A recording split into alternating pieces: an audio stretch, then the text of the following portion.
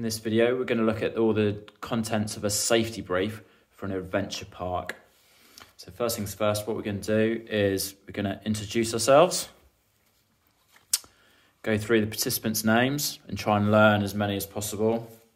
Maybe to explain the actual adventure and what they're going to be doing. Also, depending on the experience of the group, challenge by choice may be a good thing to mention right at the start.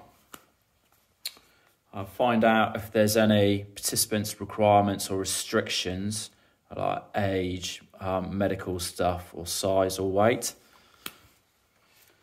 Check all they've got the correct documentation, all the medical and disclaimer, all that sort of information has been done for each individual. To go through all their clothing, hair, pockets, earrings, etc.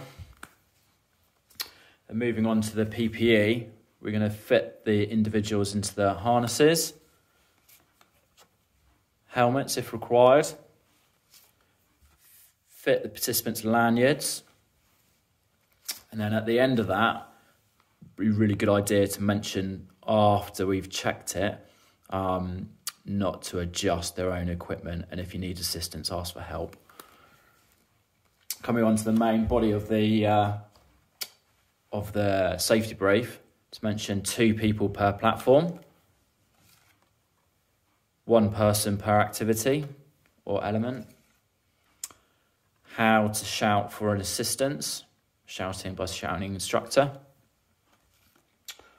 what to do if an instructor shouts platform, if you've got any zip wires, how to use a zip wire, make sure it's clear before getting the trolley over the bracket and grabbing the net down the far end. If you've got any climbing walls or nets or traversing nets, stay nice and low on those to avoid the fall factor. Have a little practice at sitting in the equipment so they get used to loading their harness, and really importantly, how they get to climb back up onto the activity. Once you've gone through all those, somehow test the participants' knowledge with questions. Moving on to getting towards the high ropes course, check their lanyard length to make sure it's correctly suited for the individual. This one's another key one. Think about the stacking order of the whole group, because this is really key to get right.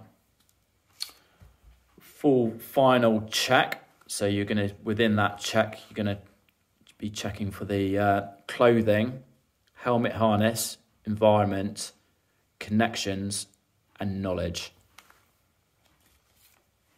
Instructor then to remain vigilant, level 2 supervision, so that's a line of sight.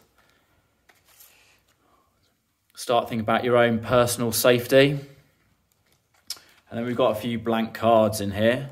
So what's missing? Maybe at what stage do you want to mention about the toilets, etc. So these cards are great because then you can start thinking about, well, what order is going to be applicable to you in your centre.